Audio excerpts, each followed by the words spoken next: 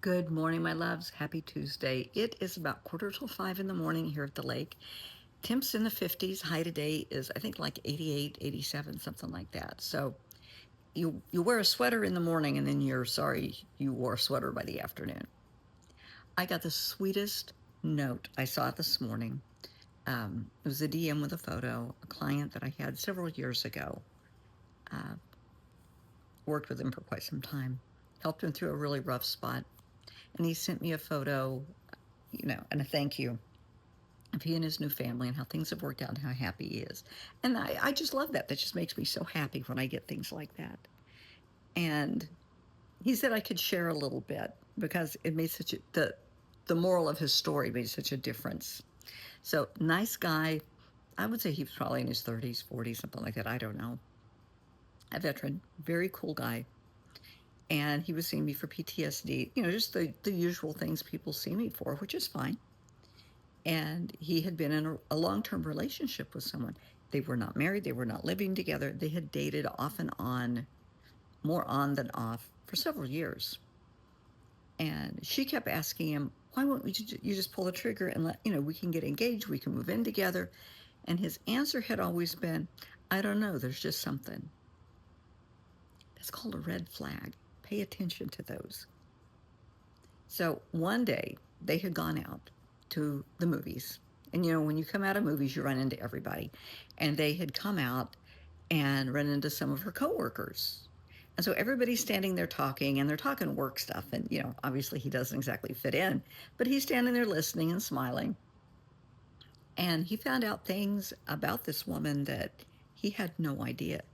He had known her as a very kind, gentle soul, kind of quiet, a little manipulative, but there was just something. And as everybody's standing there talking, he found out she's actually just a bully. She's awful at work. She is vindictive. She's spiteful. She's just awful to people. And she's proud of it because she's bragging about it to coworkers, and they're saying, oh my God, I can't believe you did this and you said that, and on and on and on. And she's boasting about it. And it absolutely scares him because this is a woman he was going to ask to marry him. And yeah, no. So, everybody goes their separate ways and they're on their way home. And she said, you're awful quiet. And yeah. She said, is there a problem? And he said, we'll talk about it when we get home. Well, that's when you know there is a problem. So they get home to his place. And, you know, I guess she had things there of hers at his place. They weren't living together, though. And she said, so what's the problem? And he said, I saw a side of you tonight that I don't like. I can't believe this is the same woman that I've known all these years, and you behave like this.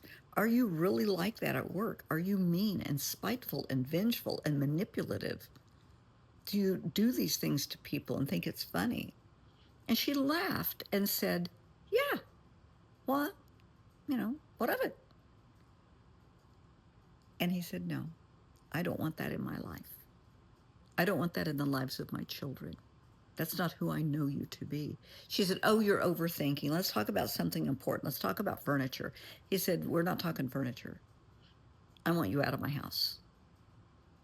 Get your stuff and get out. Well, that caused a scene.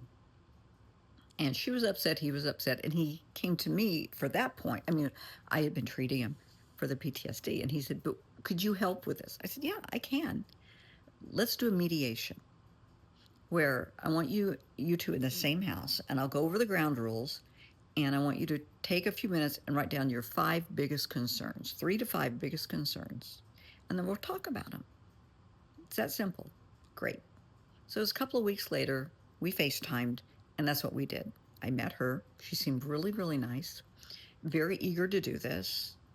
And I said, all you have to do is there's some ground rules.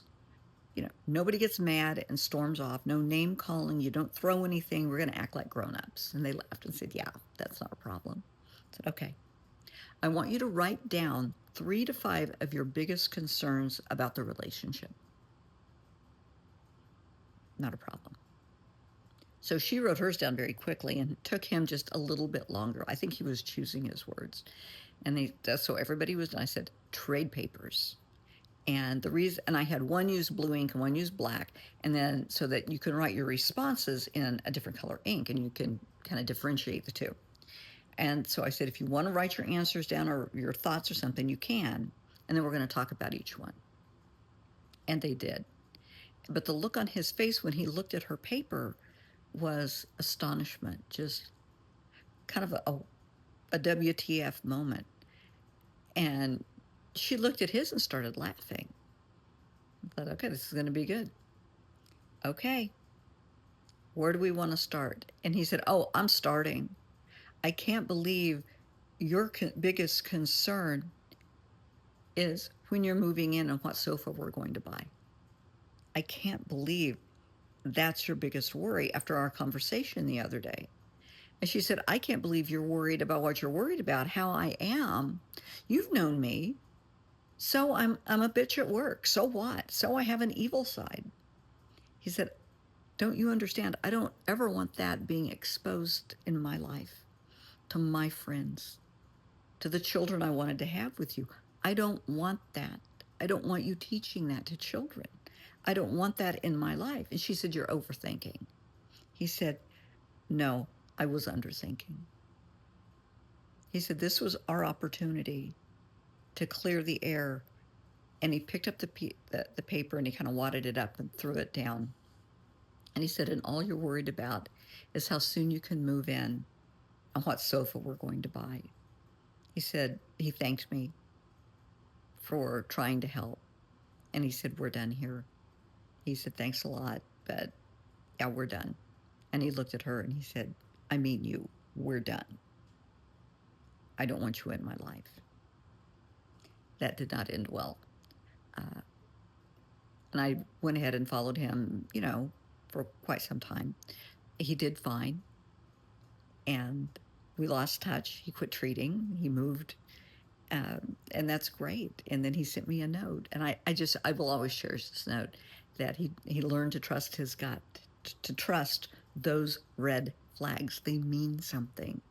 And he met someone and he saw who they really, really were because he met people they went to church with, people she worked with, her family, her friends. And now they have a baby. No, not a baby. The baby's about 1 now.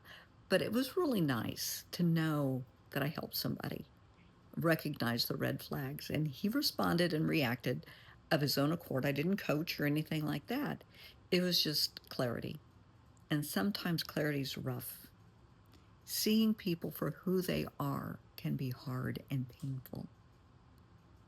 So I want you to think for just a minute in your life, in your relationships, if your spouse, your significant other, whoever you're dating, saw the you at work, who you are at work, how you treat people, what would they say?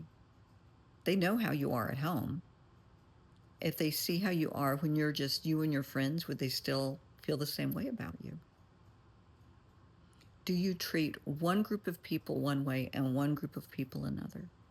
Are you nice and kind and sweet at home? Are you pretentious at work? Do you try to be something that you're not? Are you just evil? Are you manipulative and spiteful? Will do anything, to get what you want, no matter who you hurt and how you hurt them? How would they feel if they knew that? And are those traits, good, bad, or indifferent, that you want that you want to share with your children? If the two of you have kids, you may already have kids. Do you want your kids to be that way, like you are? Are you a bully? Do you want your children raised as bullies? What if your child is bullied? What if somebody at school treats your kid the way you treat people? How are you going to react and respond? Because that's a little bit of karma. So it's just something for you to think about this day. And this guy and his new wife, he said they follow me on YouTube. So I love that. I am so incredibly happy for you guys. You deserve all the happiness in the world, and I am so thankful that you found it. Just be happy, be blessed, and love each other. Accept each other for who you are and love each other. So that's it for today, and I'll talk to you guys tomorrow. But it's kind of a nice story. Happy ending.